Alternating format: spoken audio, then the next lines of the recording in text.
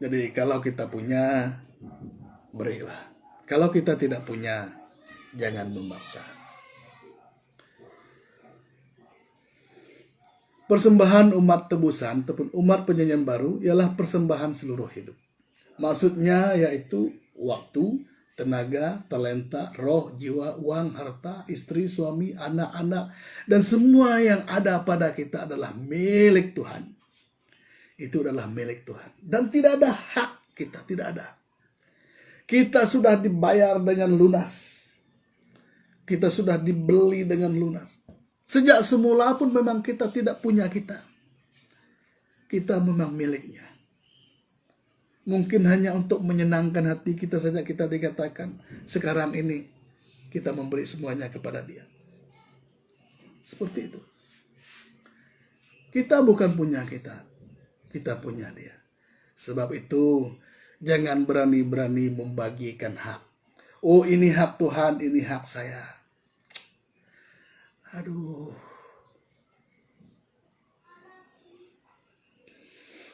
Ini hak Tuhan, 10% hak Tuhan, 90% hak saya.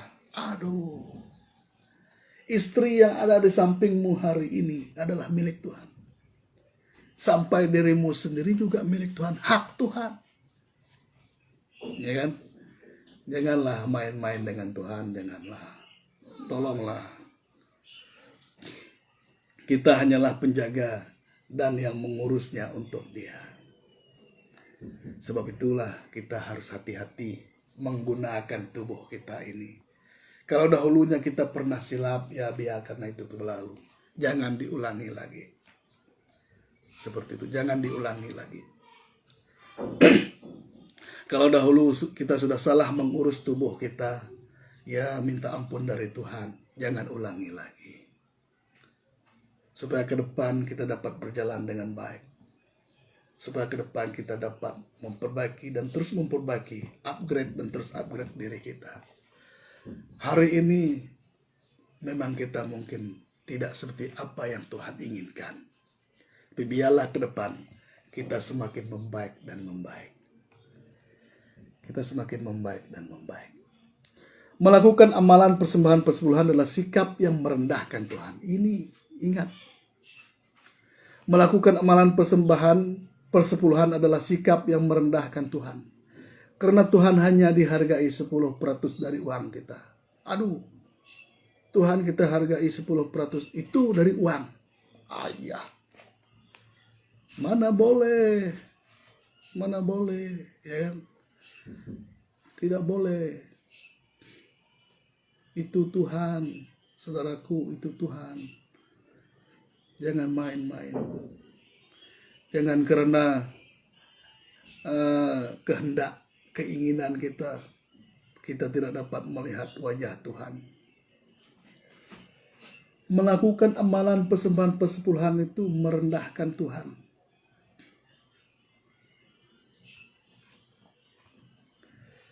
Memberi bukan karena paksaan, ancaman, kutukan, atau memancing berkat. Nah, persepuluhan seperti ini. Masa minta diberi itu dipaksa, diugut. Kalau kamu tidak memberi, kamu mencuri hak Tuhan. Nah, kalau kamu tidak memberi, Tuhan akan mengirim belalang pelahap melahap uangmu. Kalau kau simpan duit di bank dan tidak kau bagi-bagi, Tuhan akan mengirim belalang pergi melahap duitmu di bank. Kasihan security akan bertembak dengan belalang, ya kan? Kasihan security. Janganlah mengajar seperti itu. Jadi karena ancaman seperti itu kan, belalang pelahap pergi ke bank lalu bertembak-tembak dengan security. Jadi kalau kita tidak memberi persepuluhan juga akan terkutuk. Aduh, janganlah mengutuk, janganlah. Dan ada juga yang mengajarkan seperti ini. Kalau kamu memberi persepuluhan, kamu akan diberkati 100 kali lipat, 60 kali lipat, 30 kali lipat. Tidak perlu yang seperti itu. Tidak perlu. Ajarlah jemaat dengan tulus, dengan lurus, dengan benar. Berilah karena itulah hidupmu. Berilah karena itulah kamu sebagai anak Tuhan. Seperti itu, Pak.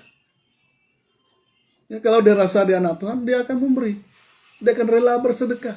Dia akan bersedekah sesuai kemampuan. Dia akan bersedekah dengan senang hati, dengan sukacita, tanpa mengharapkan balasan. Seperti itu. Karena balasan, membalas, memberkati itu bahagian Tuhan. Kita tidak perlu sibuk-sibuk hal itu. Tidak mungkin Tuhan tidak tahu memberkati kita. Ya kan?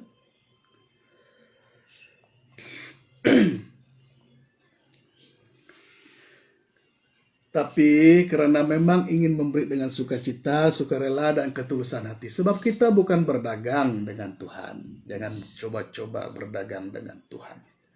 Dia pemilik hidup kita. Jangan menipu orang lah, jangan menipu orang. Karena ingin mendapatkan uang orang itu lalu kita menipu. Kalau kamu memberkati pastor, Tuhan akan memberkati kamu lebih. Apa hebatnya pastor berbanding jemaat? Atau apa hebatnya jemaat berbanding pastor? Tidak ada kelebihan dan kekurangan, sama saja. Sama saja. Ya kan, sama saja. Memberi sesuai perintah atau suara dari Tuhan itu perlu keintiman atau hubungan akrab dengan Tuhan sebagai suatu keluarga, bapak dan anak atau abang dan adik. Karena Tuhan Yesus berkata dia akan saudara kita yang sulung, jadi kita adiknya. Kurang lebih seperti itulah. Jadi bapak, ada hubungan dengan bapak, kita bicara dengan bapak. Kita melakukan hubungan baik dengan Bapak. Jadi kalau Bapak minta kita memberikan seperti ini, kita berikan. Jadi kalau Bapak tidak bercerita pun, tetap juga kita memberi. Karena kita memang anak Bapak. Tetap juga kita memberi, karena kita memang anak Bapak. Tidak perlu ditekan persepuluhan di sana, tidak perlu. Hendaklah masing-masing memberi kan menurut kerelaan hatinya, jangan dengan sedih hati atau karena paksaan, sebab Allah mengasihi orang yang memberi dengan sukacita. Nah, orang yang berduit, orang yang ada kerja bagus, senanglah dia berkata dia memberi persepuluhan itu karena kasih. Sebenarnya dia juga berbohong. Kalau dia betul mengasihi, dia tidak memberi persepuluhan. Dia akan beri lebih dari itu. Nah, bagaimana dengan orang yang susah? Yang mungkin dalam 1 minggu, kada dia melihat 10 ringgit. Jangankan sebulan. Nah, bagaimana dia memberi persepuluhan? Jadi karena seperti apa yang kita ajarkan, kalau tidak beri persepuluhan, dia mencuri hak Tuhan. Aduh, semakin dalamlah penjara tempatnya nanti. Bukankah itu tidak adil? Bukankah itu tidak ada belas kasihan langsung mengajarkan sedemikian? Nah, orang yang berduit mungkin senanglah cakap. Beri persepuluhan. Oh, itu dengan rela, dengan sukacita. Ingat dulu yang susah bagaimana. Jangan kita pikir kita saja. Oke. Jadi persepuluhan itu adalah sebagian ataupun salah satu dari perintah Taurat Musa. Dan itu ditulis dan tercatat di dalam Tukim.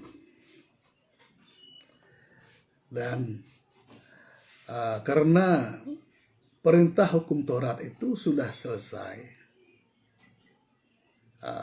pada zaman Yohanes. Jadi yang sekarang ini hukum yang kita pakai bukan hukum Taurat, tapi hukum Kristus. Karena Tuhan Yesus sendiri tidak memberi persepuluhan.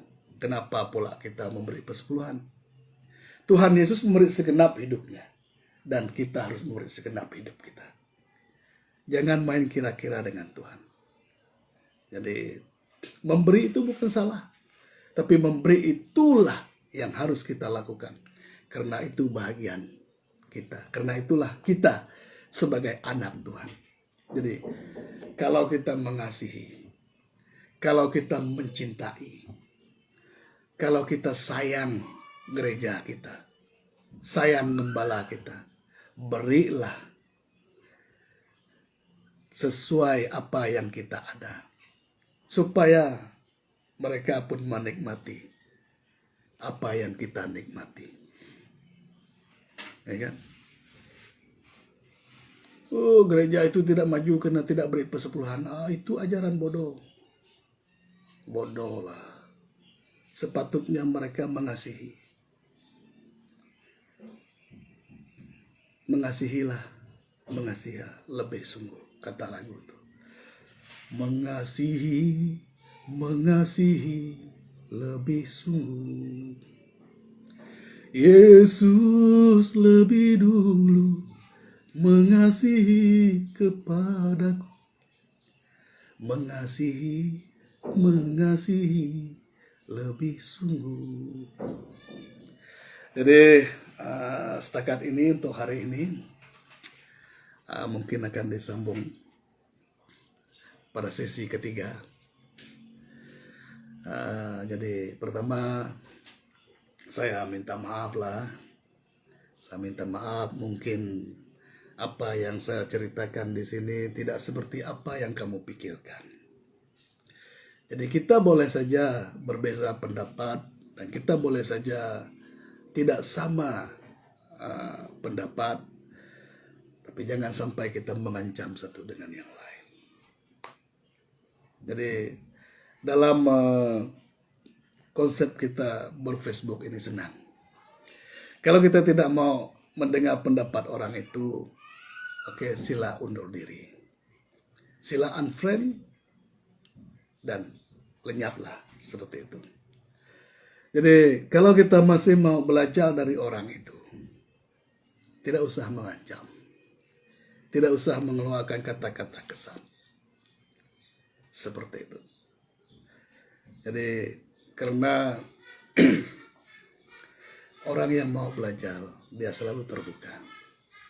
Walaupun pendapat orang itu tidak sama dengan dia. Namun dia akan berusaha untuk mencari tahu kenapa seperti itu.